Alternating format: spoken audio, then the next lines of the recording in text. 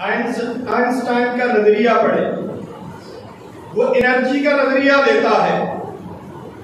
وہ کہتا ہے کہ جو الفاظ ہیں انسان کے منہ سے نکلے ہوئے، اس کے اندر وائبریشن ہوتی ہے۔ وائبریشن کیا ہے؟ جس کو تھرتھراہٹ کہتے ہیں۔ جب ہم چیختے ہیں تو ڈر نہیں جاتے بچے؟ یہ وائبریشن ہے، انرجی ہے۔ اور انرجی کیا کرتی ہے؟ کسی بھی جو مادہ چیز ہے اس پہ اثر انداز ہوتی ہے۔ انرجی کسی بھی مادہ چیز پہ اثر انداز ہوتی ہے۔ اس کو ایک مثال کے ساتھ میں واضح کرتا ہوں کہ ایک امیر آدمی تھا، اس کی بیٹی بیمار تھی۔ اس نے ایک جو دینی سکالر تھا اس کو بلایا کہ وہ دم کر کے علاج کرے، اور ایک ڈاکٹر کو بلا لیا جو آج کل کی میڈیسن۔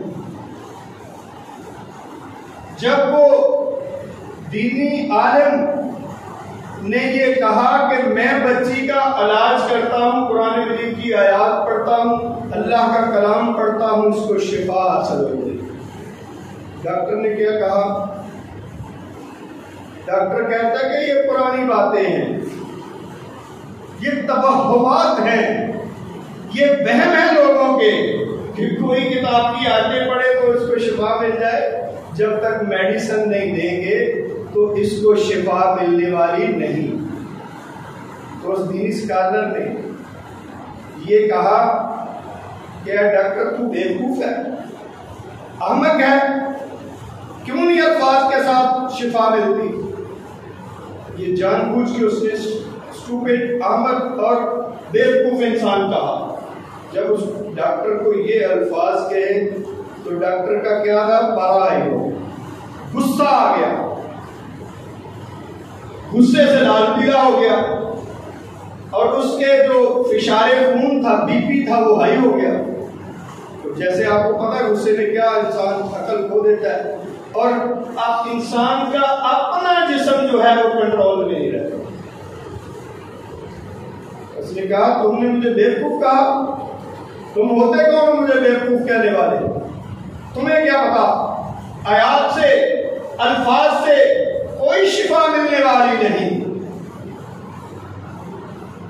تو اس دینی عالم نے کہا کہ ڈاکٹر صاحب دیکھیں، میں نے دو لفظ کہے، احمق اور بیوقوف، آپ پہ کتنا اثر ہوا؟ آپ کا بی پی ہائی ہو گیا اور آپ غصے سے لال پیلے ہو گئے۔ تو کیا آپ سمجھتے ہیں کہ الفاظ اثر نہیں کرتے؟ الفاظ اثر رکھتے ہیں، الفاظ اثر کرتے ہیں، بے جان چیزوں پہ بھی کرتے ہیں۔ کیا نبی کائنات صلی اللہ علیہ وسلم کے ہاتھ میں کلمہ نہیں پڑا تھا؟ پتھروں میں پڑا تھا۔ پانی لوٹے میں ڈبویا، باہر نکالا، 5 انگلیوں سے چشمے نہیں نکلے تھے۔ الفاظ اثر رکھتے ہیں۔